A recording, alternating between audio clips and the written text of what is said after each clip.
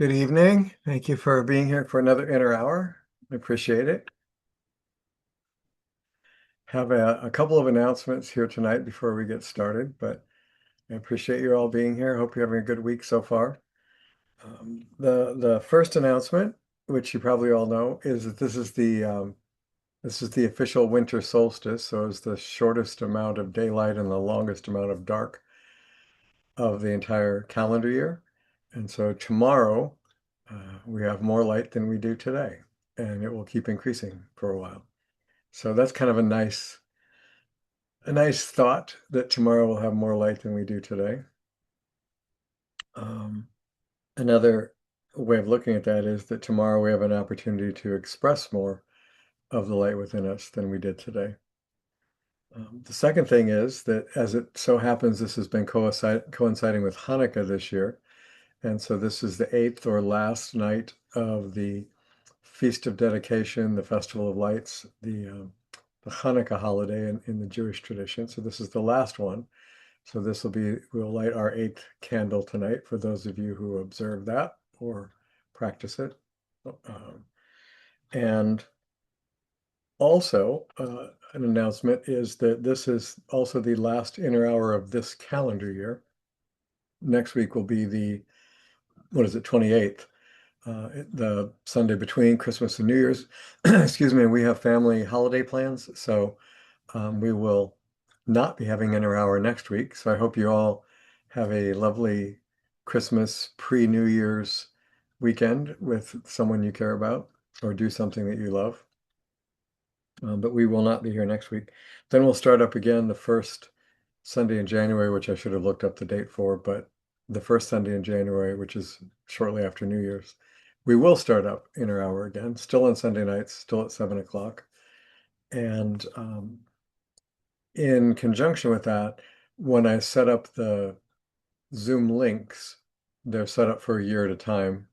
And so the Zoom link you've been using this year, including tonight, to get onto these meetings, will not work after tonight. So I will be in the coming week here, upcoming week. I will send you another link like I usually do, and I'll send you a little note that that link will then work through 2026 for the inner hour meetings. Some of you might save it and just paste it in your browser each time. Some of you might just use the link I actually send weekly, but if you're one of those that saves it and pastes it, what you have now won't work anymore, and next week you'll get the new one for the rest of 2026. Also, we'll be announcing potentially some new changes in when we start up again with a new series, and there may or may not be some new one-by-one announcements depending on how quickly things progress. The paperback version of the Moments of Grace we had hoped to have out by year end is less likely now because, long story, but the short version is the way it's presented on Amazon to creators looks like once you get the ebook done, they just reformat for you for a paperback and put it up. It's not like that at all. So it's a little more involved and more time consuming than we anticipated. So that is happening and will be happening fairly soon, but probably not by the end of the year. Maybe keep our fingers crossed. For those of you who have been supporting that and sending in comments and reviews and things, thank you. I sure appreciate that. I'll be personally in touch about all that with those of you who are doing that. Um, and but probably not till after the holidays. I'll try to get that to it tomorrow, but may not happen till after the holiday. Anyway, let's see what else is there. I think that's it. Ani, have I forgotten any announcements that you remember? I don't think you have. I think you covered them all. Hey, okay, good. I have to tell you, I particularly like the idea that there's more light starting tomorrow, and then the added idea of we can be more light than we are tomorrow. So thank you. That was a really good one. Oh yeah, yeah, thank you. You get an A for that. Yay, thank you. She's not an easy grader, let me tell you. Um, Also, just an FYI, it may not matter to any of you. We record all these and we post them up on our one by one YouTube site. Um, the one we did last week, which was primarily, a big section of it was about the Hanukkah blessing, and several people shared blessings in their lives. I thought that was more personal than usual. It wasn't philosophical stuff. It was, more personal things. So I did not post that. I did record it.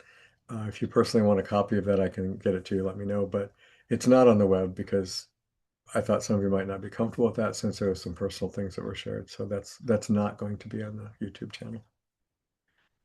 Okay. So moving on tonight. We're still talking about, and I think this may be the last one, unless I get a whole bunch of correspondence from any of you that's like, we really want to do more of this. I think we'll change the series and start a new one again in January. This one has been on making peace, and we've talked about different aspects of doing that. And of course, there are lots and lots of self-help psychological books and YouTubes and techniques and things out there that help. Um, but but a couple of things I want to go over tonight is in that regard. And again, at any point you have a comment or something you'd like to share, just get my attention. There'll be a point at which I specifically request that from everybody, but you can do it anytime. One aspect that I want to mention that I haven't explicitly stated is that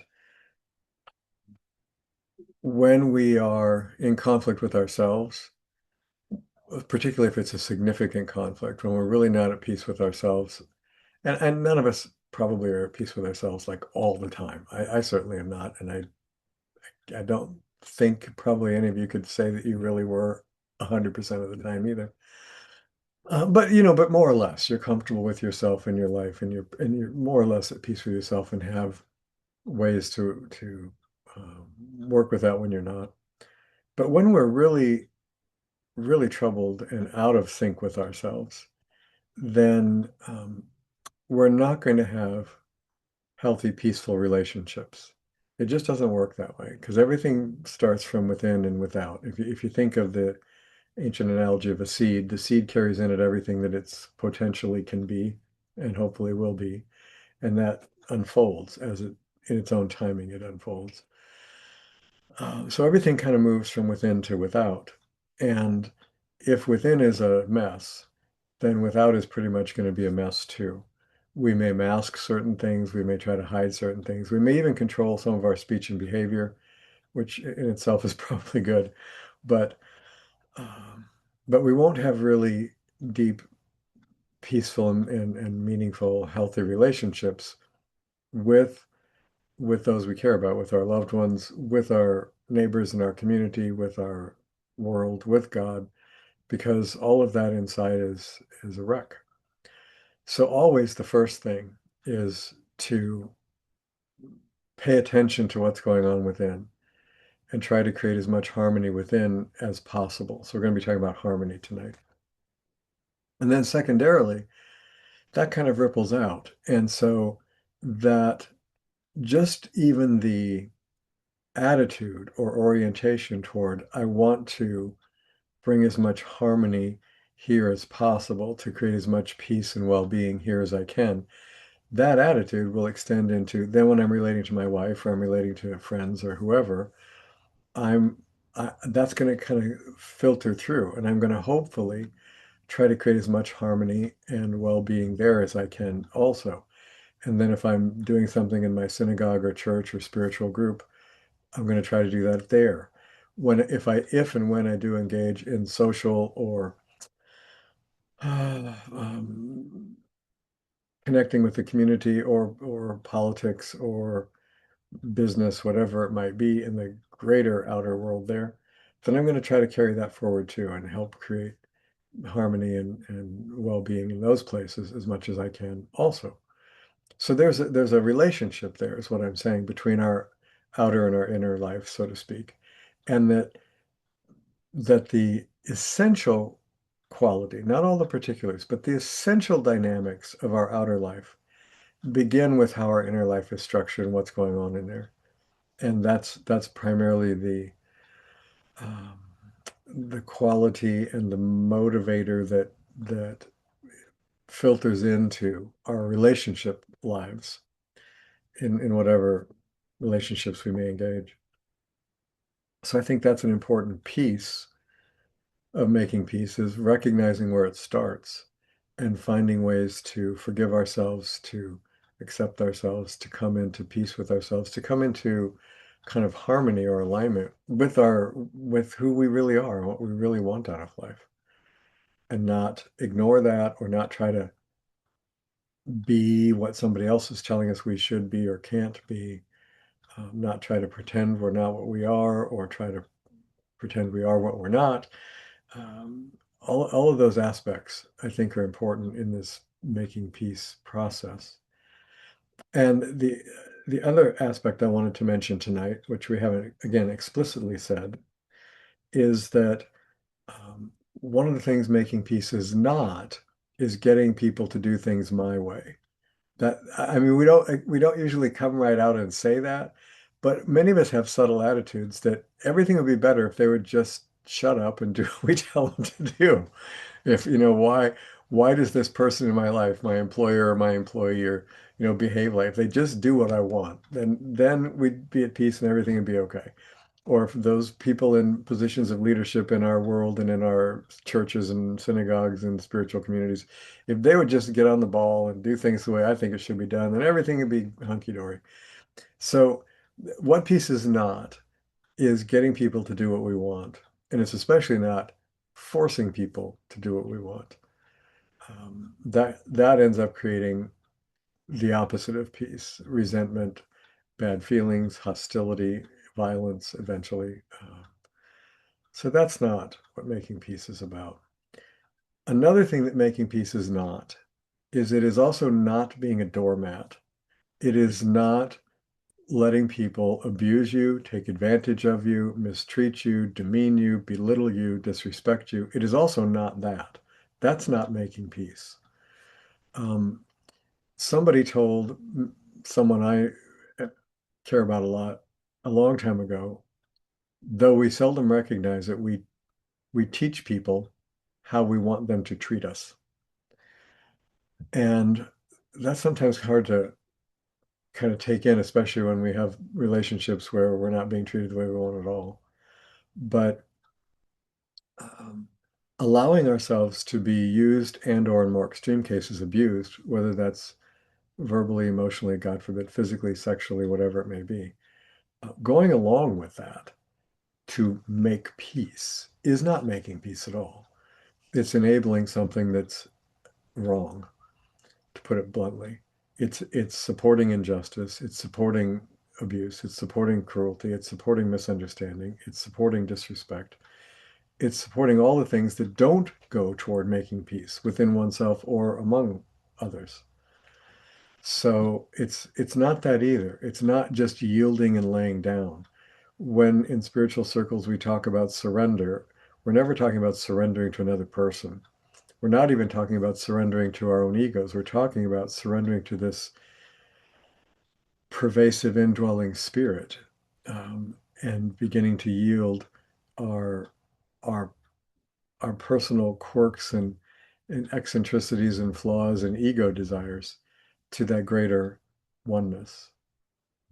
So it doesn't have anything to do with being um, allowing ourselves to be misused or taken advantage of by others. And making peace is also not appeasing those who are abusing their power, whether it's power in our lives that they have over us or power that they have over our spiritual organization or our community or our world or whatever the position they're in. Um, just going along is not okay. I think it was Edmund Burke that has that famous quote about all that evil needs to succeed is the silence of good people.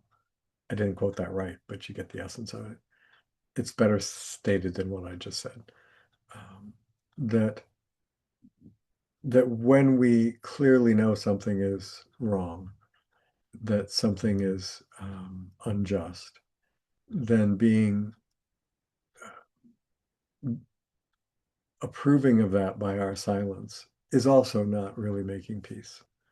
So Uh, if you want to see where the history of appeasement of abusers ends up, look at the history of how Hitler was treated by what became the Allied powers prior to all the atrocities that the Nazi regime committed. It absolutely didn't work. It just fueled it. So making peace does not mean not taking a stand either, and it doesn't mean just laying down to be walked on. So there's many facets of that. Again, this is a lifetime of learning through experience and study and practice, to gain wisdom in how we live with these things and address them and manage them better in our lives and in our societies. So it's something that we could kind of talk about forever. And sometimes, I mean, depending on how you look at it, it is what we talk about all the time. We talk about how to find greater peace because we're not at peace. We talk about the importance of peace because we want it and sometimes don't have it. But so those are a couple of other facets. Tonight, I want to end this particular series, like I said, unless all of a sudden everybody's going, wait, there's a whole bunch more we want to talk about. Then let me know what that is and we'll do it. I want to talk about the importance of harmony tonight. And I'm going to use a lot of musical references because that's where the term primarily is used. And for those of you who are not musicians or don't even particularly appreciate music or have any knowledge of it, some of this might be less useful than I hope it will be, but I think you'll get the idea anyway, even if you don't have musical reference in your life. Um, so, so basically, and I think you'll begin to see, and then I hope we can talk about how some examples of this that you've seen in your life or done in your life or experienced or witnessed in your life. Um, so basically, when we're talking about that, I guess there are many definitions of all these things, but I want to give you some practical working definitions. So a very fundamental definition of harmony is concord, not Concord, Massachusetts, but concord, meaning it basically means creating a pleasing combination. So working together in such a way that is pleasing. Musically, it means pleasing to the ear. Um, in social settings, relationship settings, it means pleasing to the parties involved. So that if I think I have a great marriage, but my wife is miserable all the time and can't stand being around me, I might just be totally clueless and I'm happy because I'm doing what I want and not noticing the effect on her and or us. So I just could be not attentive at all, and think things are fine. But in a genuinely harmonious relationship, it's pleasing to those in the relationship. It's a pleasing combination. Doesn't mean it's always perfect or there are never any disagreements or friction, but it means overall, the essence or the vibration or the quality of the relationship is one that is fulfilling and pleasing, to the parties involved. And that requires an awareness and an attentiveness, whether it's a two-person relationship, as in a friendship, marriage, whatever, or whether it's a larger, whether it's some kind of family dynamic or an employer-employee dynamic or a neighborhood dynamic. It involves necessarily an awareness of and a caring about um, the effect of the relationship on the others involved and not just on yourself. So it's trying to find a way to create a pleasing combination to all parties involved. That's why peace is not winning. It's not getting my way. Because generally speaking, that means somebody else isn't getting theirs. So what I'm instead doing is looking for a way that this note, which is working with this one, they're not creating a good combination. They're creating dissonance where everything kind of feels like this. I'm looking for a way to make those both work, that it has a pleasing sound musically or a pleasing effect on the people in the relationship. And very commonly, I hope this will translate into something practical for you because people don't tend to think like this. But very commonly, harmony is important here because when you only have two tones or only two positions, then what happens is, and if they're not working together, then this one's in opposition to this one. And they're continually bumping heads and creating this discordant dynamic. Often the resolution to that is not to have this one gain ascendancy over this one or vice versa. The solution to that is to find a third one that brings them into a chord, literally a chord, and also literally a chord. A chord musically are all, though they have more than three notes, all musical chords are based on triads. There's at least three notes. And often it's that third note that makes those other two notes really sound good together. And so it's finding that missing piece. So part of harmony is being able to see what's missing and bring it present. So if two people are singing and it's either not working real well or it's like okay, but it's not really full and it's not really, oh, that sounds wonderful. It's just kind of if you find this third piece, this missing piece, and bring that present through your voice or your instrument, then you have this wonderful chord that's suddenly, just by this one addition, so much fuller and so much more pleasing. And everybody goes, oh, yeah, that's it. That's it. And then you sing that part, which creates a three-part chord, three-note chord, or you play that part, or you add an instrument, or you add a section of the orchestra, whatever it may be. And suddenly you have this fullness that wasn't there before. So part of finding peace is learning to create harmony. And learning to create harmony requires listening and then adding a piece that's missing that will make it fuller. I'm going to say that again. So to create making peace is partly built on the ability to create harmony. And creating harmony requires listening to yourself and the other, so you can hear those parts, finding what's missing and bringing it out so that there's something that's much fuller and better. Literally singing, if I'm with three people, could be more, and something's being sung, and I'm trying to sing a harmony part. I can't just go, oh, I'm going to sing this, and then I sing real loud and I sing whatever I want, and I don't pay attention to what they're singing. It doesn't work. First of all, I have to be singing in the same, key they're singing in. Second of all, I have to be listening not only to me, but to them, so that I hear what pitches they're on. So if I'm trying to find harmony, I'm not singing either this pitch, which is called unison in music, or this pitch, which is also unison if I'm singing the same thing. I'm finding a pitch that works to create this concord, this pleasing sound. I'm looking for what's missing and I'm adding that pitch. To do that, I have to hear what's already present and I have to find my place in it that makes it fuller and makes it work. So think about that. In your family, in your marriage, in your community, in your spiritual communities, you need to look at what's present and find your place in it, which will not be anybody else's, and then bring that present. That's how these things come to fullness, and that's how we create peace. And it's not a skill that most of us innately have highly developed. It's a skill that requires a lot of training and a lot of practice, and frankly, a lot of mistakes and a lot of forgiveness, because most of us aren't very good at it. So, um, just another practical kind of example of what I'm talking about. Uh, I'll just do maybe another couple minutes on this and we'll open it up to everybody.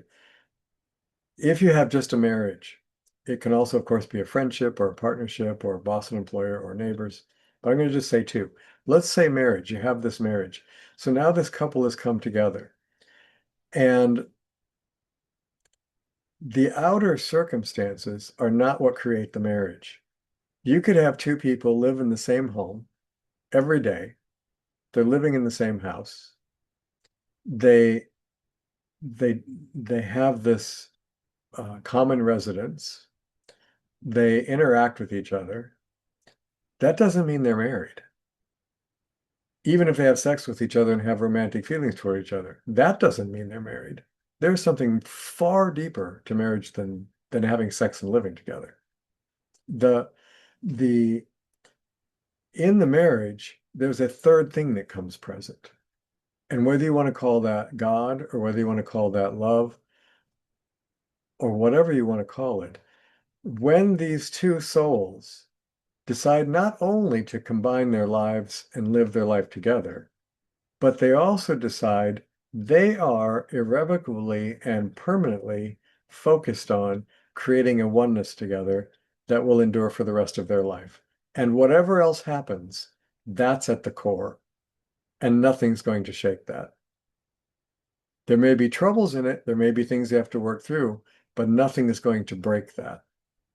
And when they have that kind of commitment, there's a third thing that comes present, which is the spirit of the marriage. I can be in a business relationship and I'll have me and my partner. I can be in a friendship relationship and I have me and my friend, or I have me and my neighbor, or whatever. But when I'm in a marriage, it is not me and you. Our marriage is not Stephen and Ani. Our marriage is the us that's created by the commitment Stephen has to Ani and Ani to Stephen. It creates something called us, our marriage, us. It's not my marriage. It's not her marriage. It's our marriage. And that spirit becomes pervasive. That was the missing third thing that we added.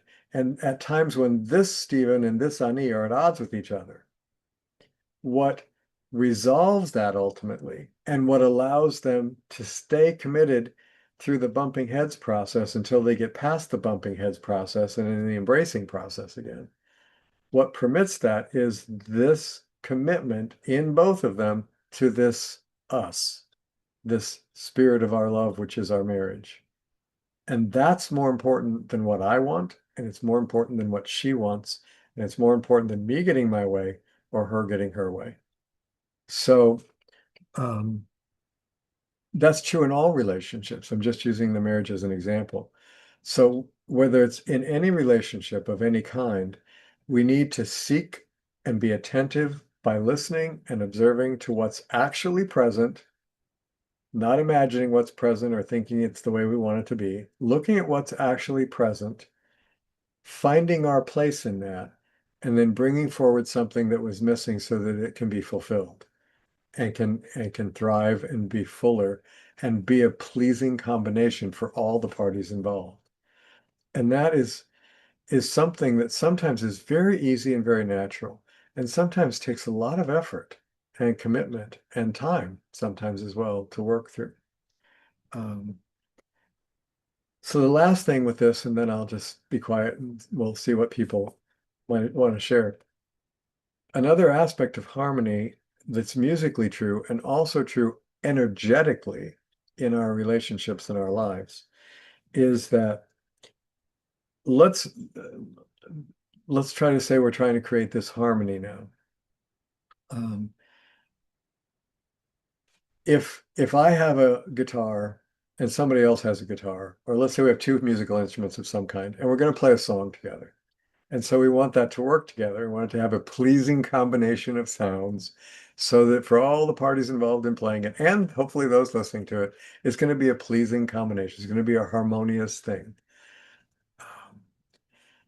If my guitar is tuned to itself, the strings on the guitar, the individual strings, are tuned to one another in the right relationship, so it's okay. But I'm actually, let's say my A chord, all the notes in it are working in relationship with each other, but my A chord is actually out of tune and it's tuned to the frequency of a B flat. And your guitar is also in tune with itself, string to string, so it sounds good when you play it. But you're tuned to the actual A 440 cycles per second.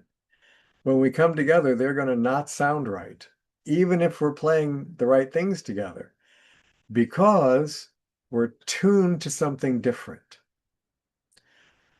So part of finding peace and harmony in our lives is what are we tuning to? If I'm tuning to the Spirit of God and you're tuning to the Spirit of God, we're going to be tuning to the same thing. Yes, that Spirit dwells in me slightly differently than it does in you.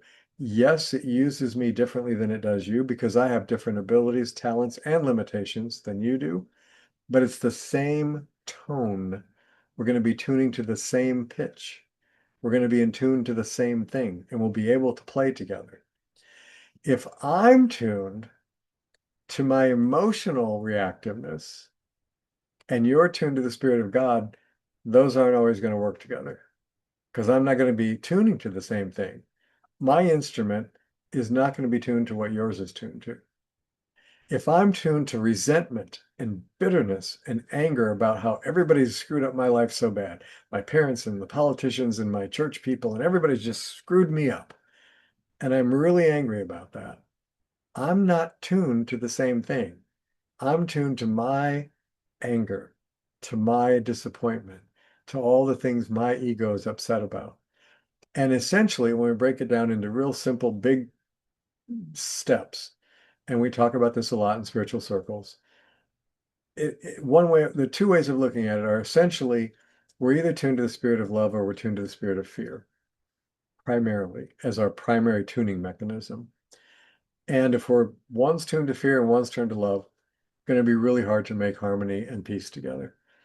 If one's turned to violence and hatred and anger and revenge, and the other is turned to reconciliation and forgiveness, really hard to make peace with each other. If we're both tuned to forgiveness and reconciliation, we can make peace with one another. If I'm tuned to reconciliation and peace, and you're tuned to obliterating me and killing me because you hate me and everything in the world that's wrong is my fault and it won't be right till you get rid of me, guess what? It's not going to work, even though I'm trying to bring you into that forgiveness and reconciliation. Doesn't work. So what we're tuned to makes a big difference. We're doing a business transaction, and I'm attuned to, I'd like to have a successful transaction where I get something good out of it and you get something good out of it, and we both walk away feeling, oh, we got something good out of that. If I'm tuned to greed and power, and I don't care what you get out of it, I don't care how you feel about it, I don't care what effect it has on you or your family, as long as I get more, then that's not going to be a peaceful relationship, and creating harmony is going to be very difficult because we have to start off by recognizing what we're tuned to. And if I'm tuned to something else, I need to be willing to adjust what I'm tuning to. And until I'm willing to adjust what I'm tuning to, I'm not coming into harmony or peace with you. So, and vice versa. So that aspect also applies to relationships, individual and personal little ones on the microcosm scale, and to global ones, and even cosmic and divine ones. That principle applies no matter what the scale of the relationship is. That what are we tuning to? And are we willing to find our place in that to make it resonate in the fullness that it has the potential to do so that it's pleasing to all the parties participating? That's a kind of a different way of looking at peace and peacemaking. But I think much of our peacemaking efforts has been focused on outwardly trying to get things to calm down, which would be nice, of course. But until we start looking at some of these my position is, until we start looking at some of these energetic dynamics or the spirit of peace and how we find that by what we're attuned to, what we're willing to bring to that place that we're being called to be and be who we're called to be, then all of that outer stuff to try to make things work is just going to end up being futile because it doesn't start out there. So I'm going to pause and invite anybody to open up your cameras and microphones. Hopefully your cameras, because we like to see you. But does anybody have any comments or insights on what I've shared so far, or an example you can give of that you've witnessed or participated in along those lines? Your turn.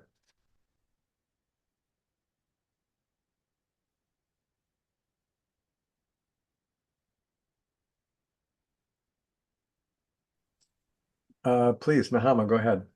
Hi, Shuli. I didn't see you there. Hi. Hi, we made it on time as you saw, so no worries. I know. Congratulations. How'd the meeting go?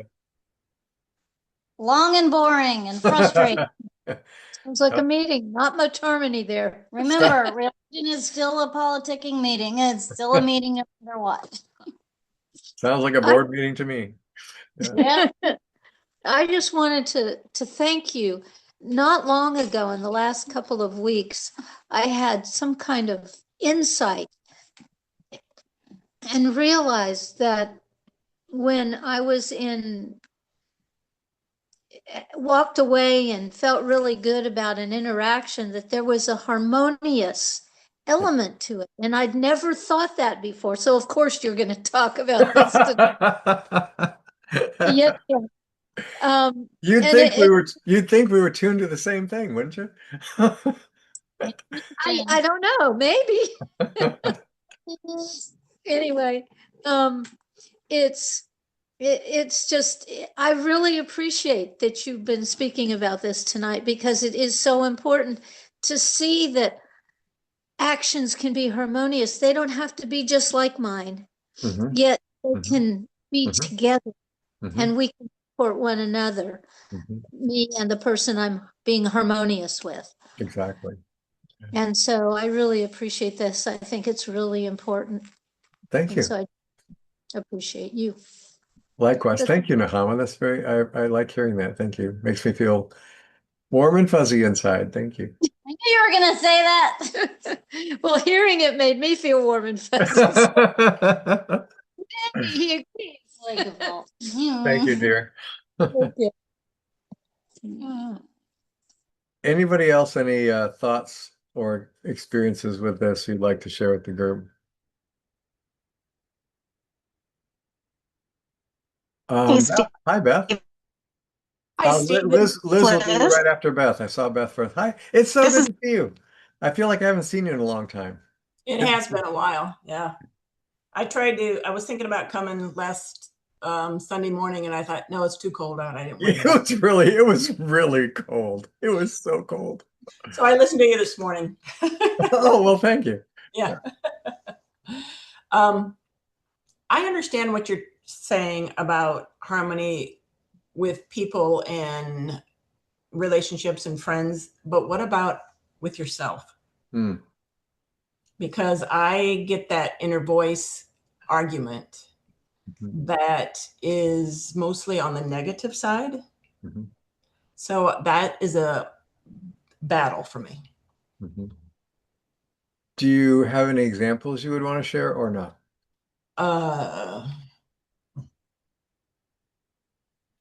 um, the Christmas holidays are not the most favorite for me.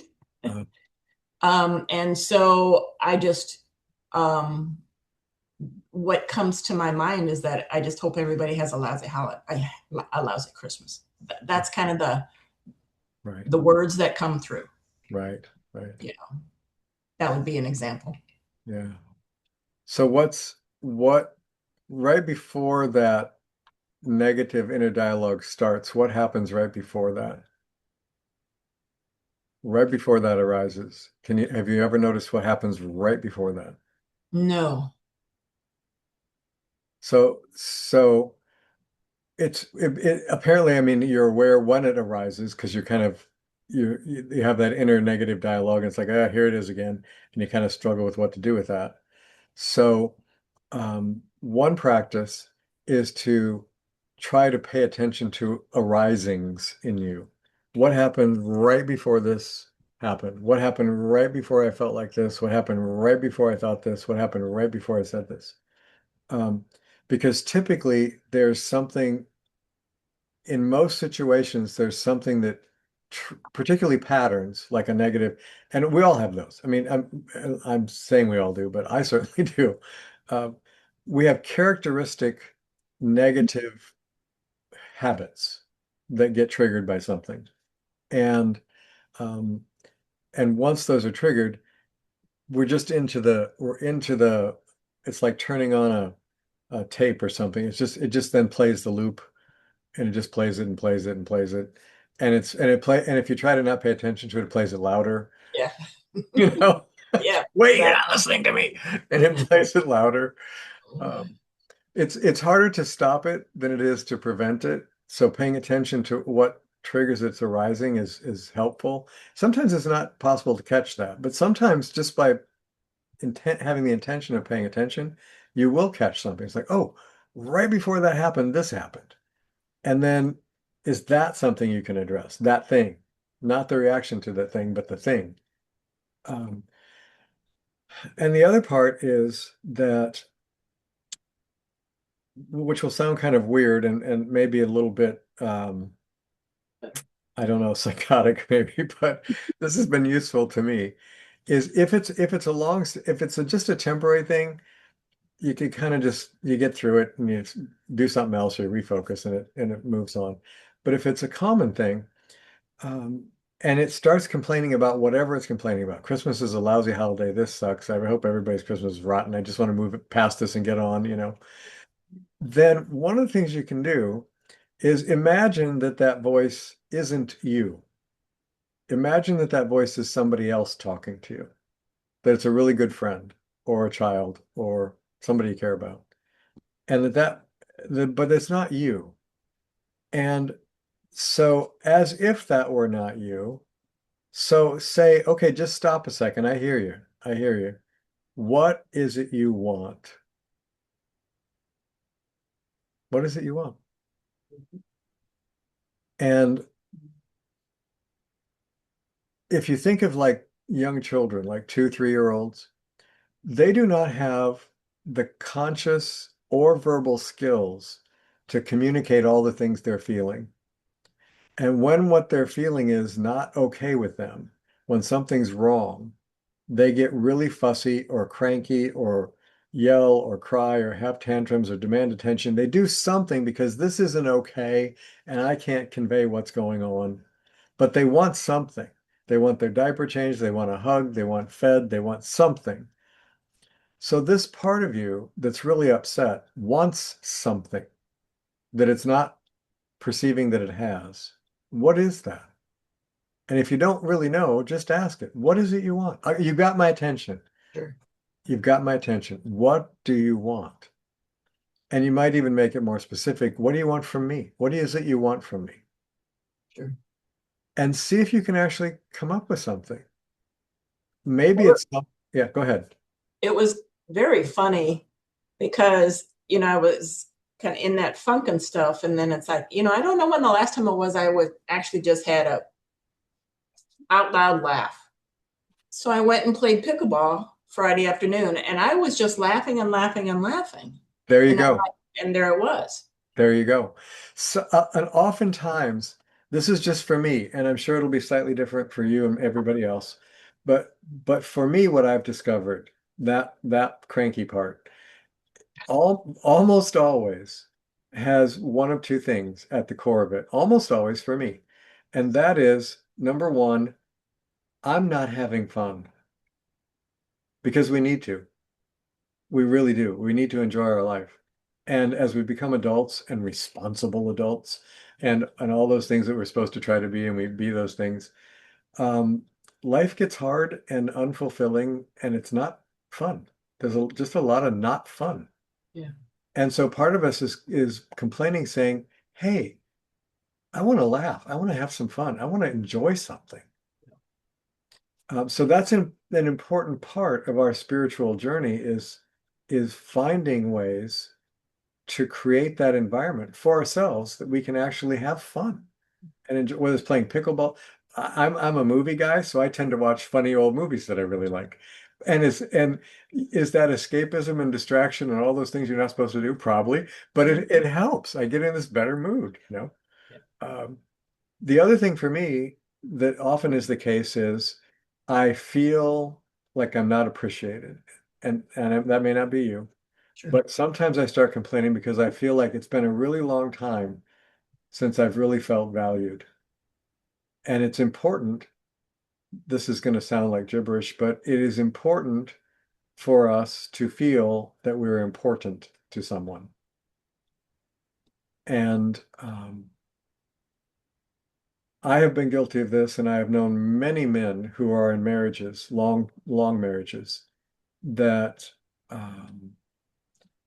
have loved their wives and have really appreciated their wives and have gotten into a rut with their wives, and their wives no longer feel like they're special to their husband. They just feel like they're kind of background and taken for granted. That never ends well. And so there's a part of us needs that sense of appreciation and value. But whatever it is, if you can spend a little time when that arises looking at what is it that part of you really wants, and then see if you can find a way to supply. It's like I was saying, finding that missing piece. If you Sure. can find that and start to supply it, and obviously you did something that worked. You Mhm. did the pickleball thing and it worked. Yeah. So it's like it's not number one, it's not irrevocable. When that cycle starts, there are things you can do that shift that energy. Right. You did one. So now you know one. But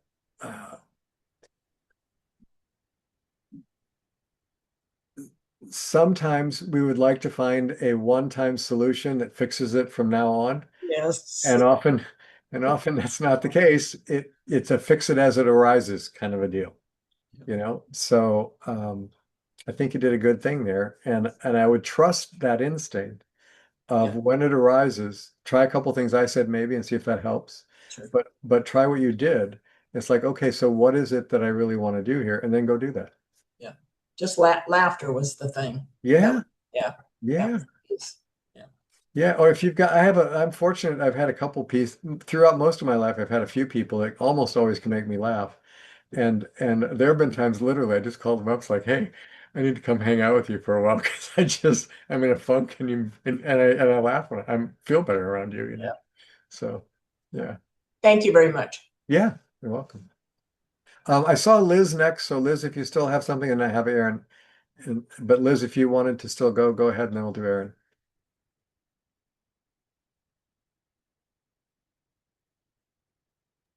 I'll confess, I'm actually finishing cooking a turkey breast, and I'm at that point of the gravy where you have to keep stirring or else it burns. Ah, And with the roux, and you're like, Liz, can you talk? And I'm like, so I well, turned you it can off. do your gravy and we come back to you if you want. That's okay. No, I turned it off. Oh, there goes the pan. It's all good. No, I just wanted to say to Nahama, I just wanted to let her know when she said the thing, and I'm not going to remember exactly what it was, but her point about that third part, Mhm. and that's what I see. My brain doesn't remember the details, but I do want to tell Nahama, you kept saying this on and on and on. And I'm like, yeah, okay, yeah. She said it, and I went, oh. See? And I know I got the idea. I can't state it right now, but you know what I'm trying to say? I The point I'm do. trying to say.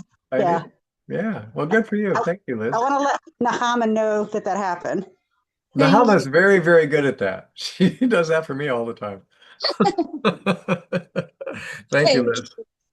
Yes, and I also wanted to say I also am a person that's I'm uncomfortable with Christmas because I'm not a traditional Christian, and my Christmases were kind of hit and miss.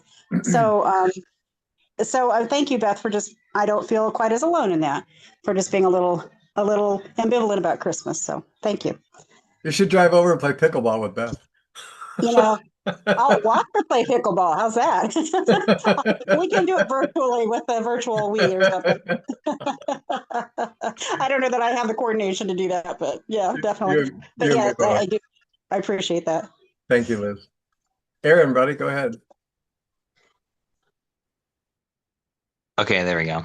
There you go. And hi to Zozo. I saw him in the camera for a minute. Oh yeah, I've been trying to get him to chew on his bone, and he found the little one instead of his several larger ones to make it difficult for me. Well, of course, yeah, of course. Yeah.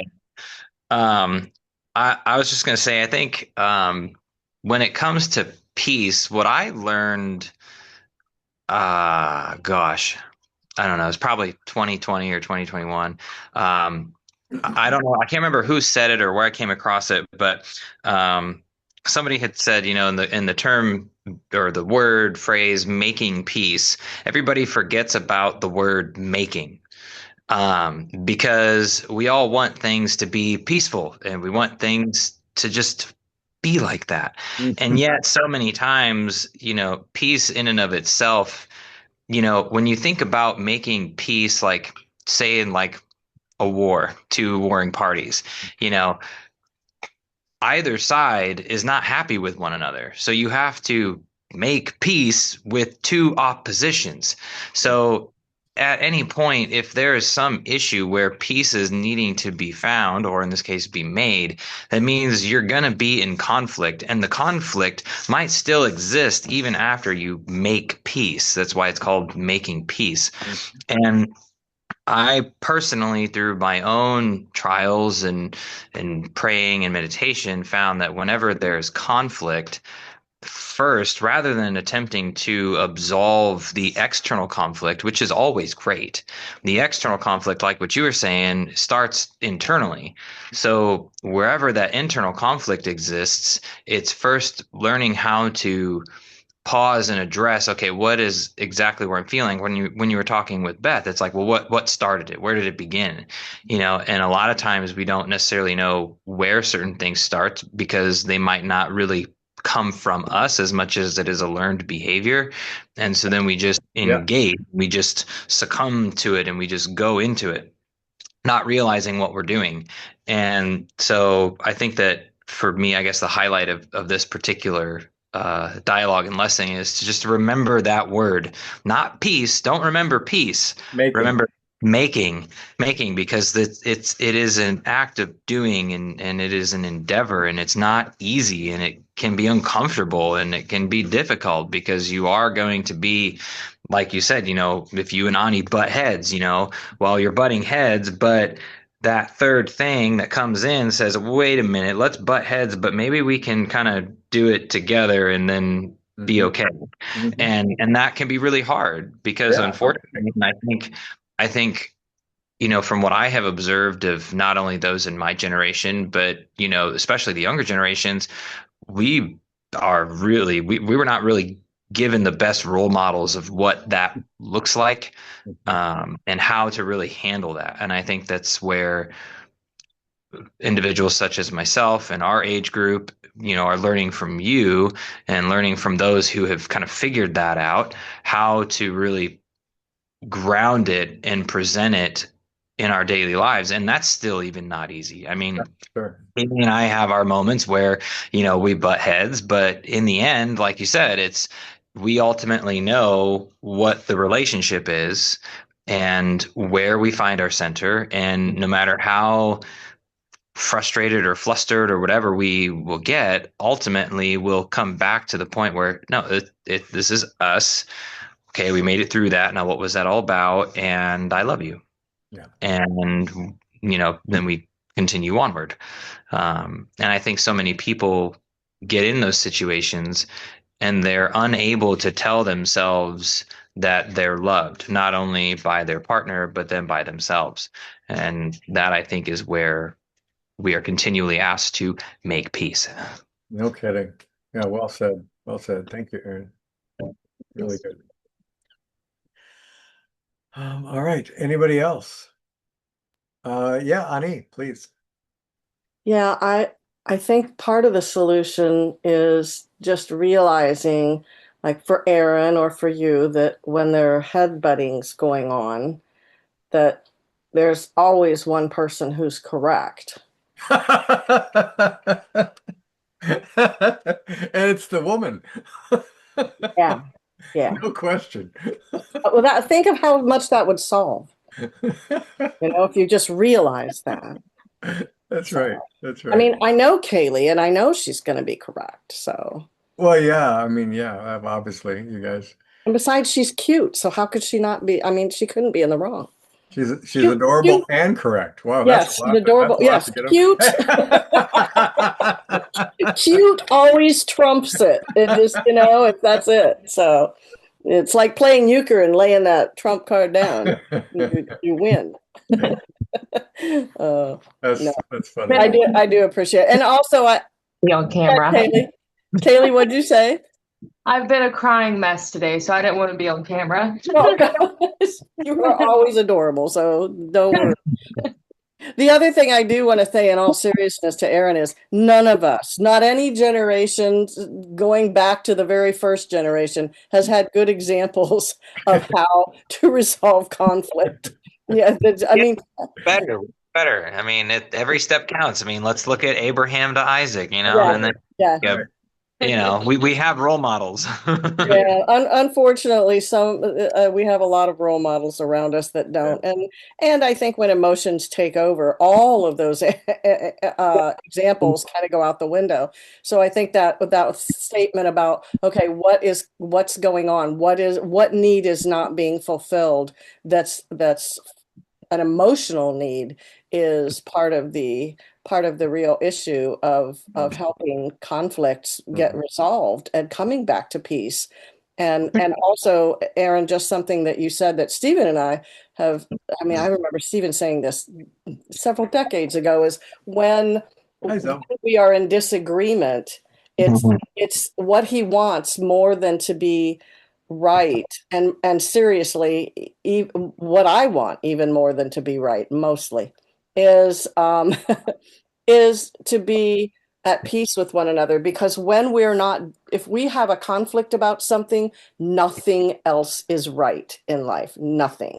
It just, nothing is as satisfying, nothing is as enjoyable, no matter what else would be going on, if we're not right with each other. And I think that's true of every human on the planet. I think on some way, the disturbance in the force that we feel when things aren't right, it doesn't matter what our circumstances are. It's troubling to us. So, yeah, I agree. but she is too cute to ever be wrong. So I just wanted to emphasize that.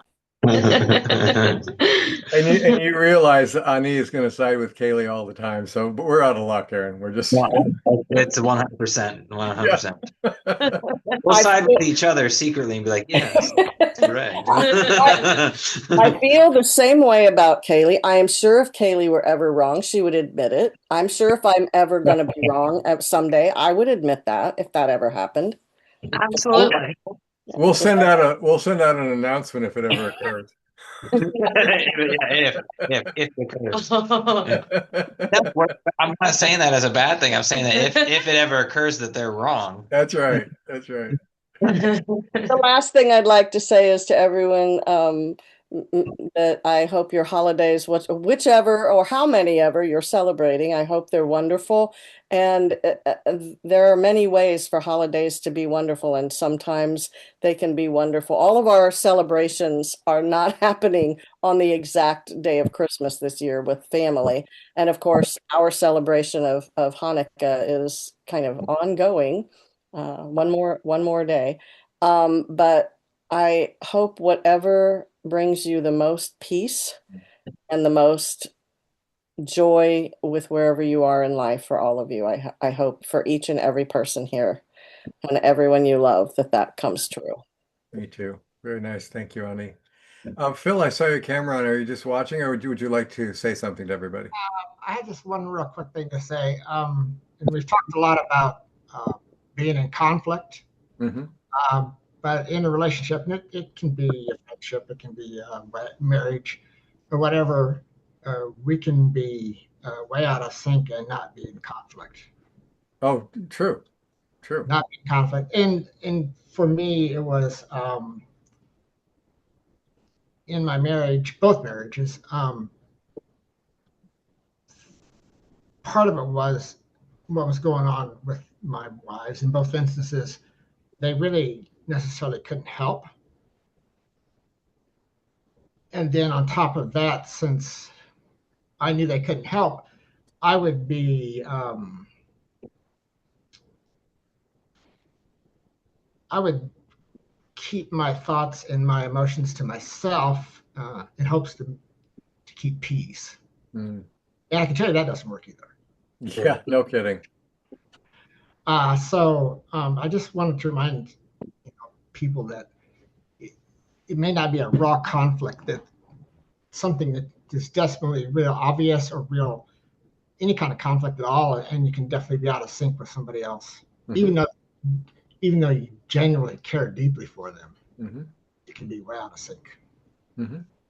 Very true. Very true. And I'll wrap up with this because we're at that time, but um, it's hard to see moment to moment in our life.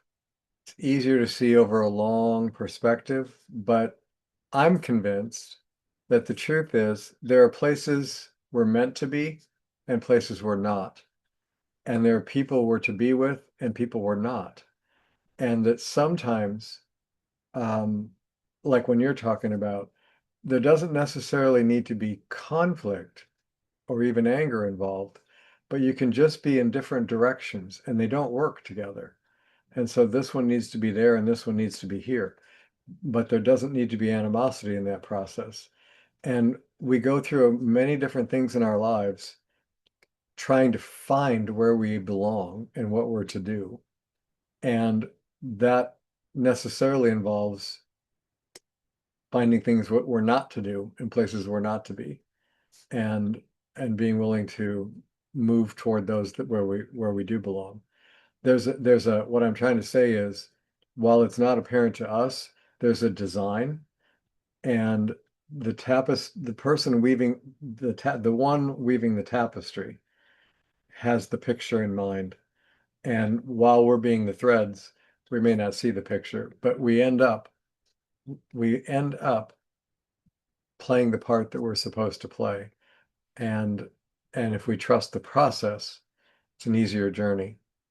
So as Anis said, that was like a perfect blessing for tonight, I think. So I will leave us all with her words and echo those too. I hope you have a wonderful season, whatever you celebrate or don't celebrate. I hope that the spirit of peace and the enjoyment of being alive is present with you this season, and that if it isn't, that you find a way to to feed that within you so that there's not something missing there. So thank you all so much for tonight, and look forward to seeing you in the new year. Some of you, of course, I'll see locally here, and that will be wonderful. As always, I really truly appreciate this group and the ability to connect with you, and you're taking the time and making the effort to show up. And I think it's something that I think is a blessing to me and hopefully to those of you who participate as well.